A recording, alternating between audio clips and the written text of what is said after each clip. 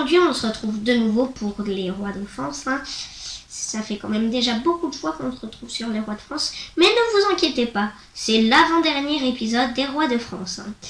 Donc nous sommes au Bourbon désormais, au Bourbon, avec Henri IV qu'on a vu la dernière fois. Et puis je vous ai dit qu'on allait voir un roi très connu, mais que je ne vous disais pas lequel c'était.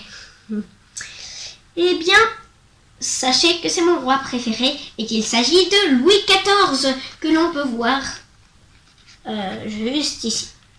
Juste ici. Et là, il y a son père Louis XIII. Donc voilà, nous allons voir Louis XIV. Allez, nous commençons.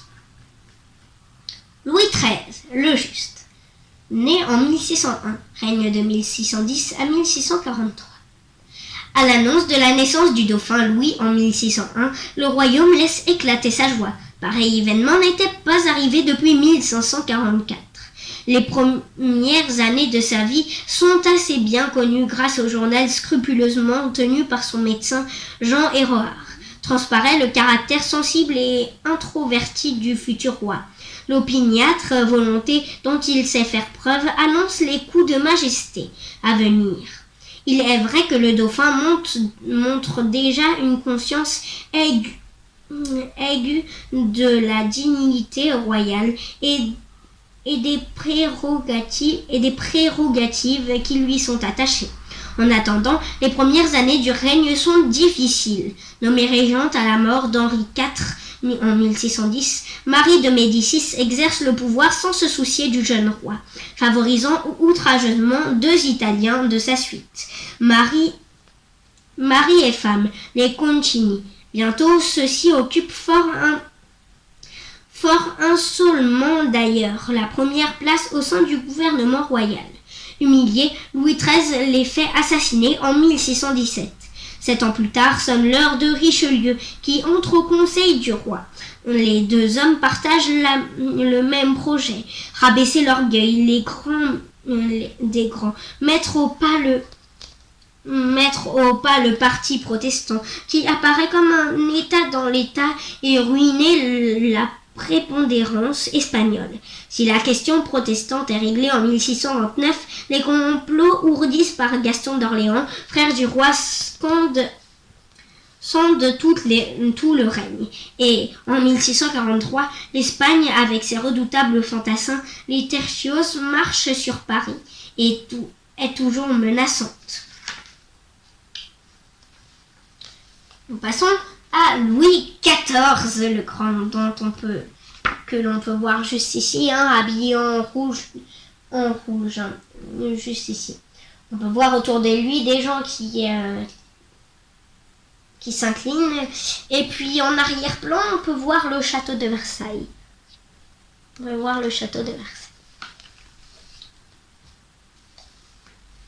Louis XIV le Grand, né en 1638 et règne de 1643 à 1715.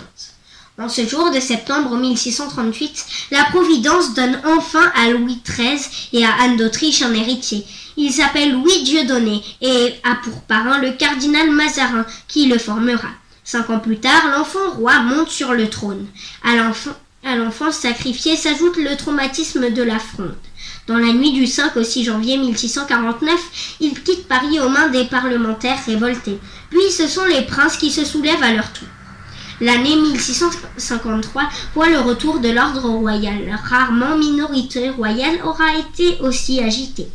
Louis n'est pas près de l'oublier, qui s'emploie à porter très haut l'autorité royale et à rabaisser les grands. Versailles est pensé comme la scène où s'incarne la politique royale. À nul autre pareil, c'est-à-dire supérieur à nous. La devise de Louis XIV est connue, ses conséquences aussi, de la guerre de Hollande, de 1672 à 1678, à celle de la succession d'Espagne, 1702 à 1714. Les conflits pèsent sur le royaume. Ce n'est qu'à la fin du règne que la France est envahie, mais les armées ennemies, Angleterre, Hollande et Tessera, sont arrêtées par le maréchal Villars à Denain en 1712. Le roi de guerre ne doit cependant éclipser ni le roi du coup de majesté de 1661 qui décide de gouverner seul, ni le souverain résigné des dernières années. Le premier danseur d'opéra hors pair défend le Tartuffe de Molière contre les dévots. Le second affronte avec dignité l'Europe coalisée contre la France lors de la guerre de la succession d'Espagne et la mort de ses enfants et petits-enfants.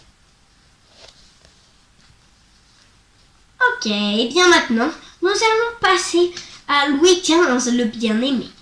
Alors, Louis XV, le bien-aimé. Donc, c'était le père du fameux Louis XVI, hein. Enfin, non, je raconte des bêtises. C'était le grand-père du fameux Louis XVI. Et puis, saviez-vous que Louis XV était l'arrière-petit-fils de Louis XIV ? Tellement il a eu un règne très long, vu qu'il a quand même vécu 77 ans, il a régné 72 ans. Donc, c'est beaucoup. Louis XV, le bien-aimé, né en 1710 et règne de 1715 à 1774. Arrière-petit-fils de Louis XV, fils du duc de Bourgogne et de Marie-Adélaïde de Savoie, Louis ne doit qu'à sa nourrice d'échapper au deuil enserré qui assombrisse la fin du règne de Louis XIV. Maman Ventadour le tient à l'écart des médecins et de leurs saignées, souvent mortifères. Une fois passée la régence, habilement exercée par Philippe d'Orléans de 1715 à 1723, le règne de Louis XV se poursuit sous la houlette bienveillante du cardinal de Fleury, ancien précepteur du roi. À sa mort en 1743, Louis XV déclare gouverner désormais avec l'aide de son conseil. La victoire de Fontenoy, obtenue sur les Anglais en 1745, marque l'apogée du règne. Louis est surnommé le bien-aimé par son peuple, par la suite, l'image du roi soumise au tribunal de l'opinion publique va en se dégradant. Le rôle politique que la rumeur prête à ses favorites, Madame de Pompadour puis Madame du Barry, suscite les plus vives critiques. La grande affaire du règne reste la lutte entre le roi et le Parlement. Opposé au despotisme des juges, Louis finit par imposer une justice royale rénovée, plus rapide et gratuite pour tous. Cette révolution royale, orchestrée par le chancelier Maupoux en 1771, est saluée par Voltaire, comme le roi est alors en bonne santé. Cette réforme de la monarchie s'opère sous les meilleurs augures. Mais bientôt, Louis XV meurt, terrassé par la variole, sans avoir pu transmettre son testament politique au dauphin, ce qui pèsera lourdement sur l'avenir de la royauté. Passons maintenant à Louis XVI, un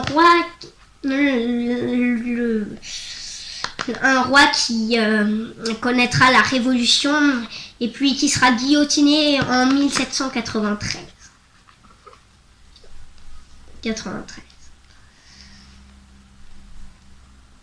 Louis XVI, né en 1754, règne de 1774 à 1792. Malchance ou maladresse, mauvais moment ou mauvais roi, Louis XVI, qui monte sur le trône à 20 ans, est guillotiné le 21 janvier 1793. Époux de Marie-Antoinette, c'est un roi au goût simple mais érudit. Il se passionne pour la géographie, la chasse et la serrurerie. Côté politique, il gouverne seul et malgré de graves crises, famines, hausse des prix, etc., il soutient les insurgents américains contre l'Angleterre en 1778, ce qui vide totalement les caisses du royaume. Impuissance des ministres des Finances, augmentation du déficit du Trésor, Louis XVI convoque les États généraux pour l'année 1789. Mais influencé par la reine, il enchaîne les maladresses sans se rendre compte que la révolution est enclenchée. Le tiers-État, rejoint par une partie du clergé et de la noblesse, forme l'Assemblée nationale, le serment du jeu de paume, le 20 juin, qui se déclare ensuite constituante, le 9 juillet. La Bastille est prise le 14 juillet, la monarchie constitutionnelle instaurée en 1790. Louis XVI vit une situation intenable et tente de fuir Paris, mais il est arrêté avec sa famille à Varennes le 21 juin 1791. Au retour, Marie-Antoinette est soupçonnée de connivence avec l'Empire d'Autriche et la Prusse, deux pays qui menacent les Français s'ils portent atteinte à la famille royale. Résultat, la colère du peuple grandit et les Tuileries sont prises d'assaut le 10 août 1792. Incarcéré avec femmes et enfants au Temple, Louis XVI est jugé et condamné à la guillotine le 16 janvier 1793. Et puis après vient le règne de la terreur et tout ça, mais nous n'en parlerons pas, car c'est la fin de cette vidéo. Donc je vous dis au revoir, et puis à la prochaine. Au revoir.